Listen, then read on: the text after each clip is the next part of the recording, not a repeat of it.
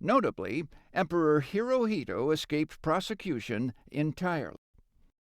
Immediately following the war, 996 Japanese war criminals from across the Pacific Theater were tried by the U.S. Eighth Army at Yokohama. Of these, 854 defendants were convicted, including 124 receiving death sentences. However, only 51 of the death sentences were carried out. Among those executed was Lieutenant Sadamu Mutokwa, the officer in charge of prisoner physical care at Tokyo Kempeitai headquarters, who was hanged for his crimes. At Kyushu Imperial University, 30 doctors and military staff were tried for their roles in vivisections and wrongful removal of body parts from the 6 airmen. Of these, 23 were convicted of vivisection and related atrocities.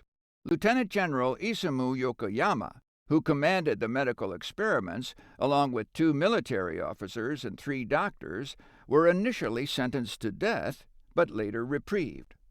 4 others received life sentences. Notably, Emperor Hirohito escaped prosecution entirely. General Douglas MacArthur, recognizing the emperor's symbolic importance in stabilizing post-war Japan, chose to shield him from accountability to minimize anti-American sentiment and facilitate Allied occupation and reconstruction efforts.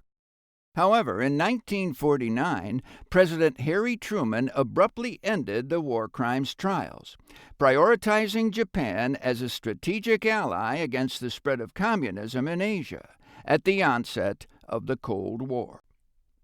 In 1952, President Eisenhower signed Executive Order 10613, allowing for the possibility of clemency or parole for those convicted of war crimes. By 1958, all Japanese war crimes prisoners had been paroled when MacArthur returned governmental authority to the Japanese.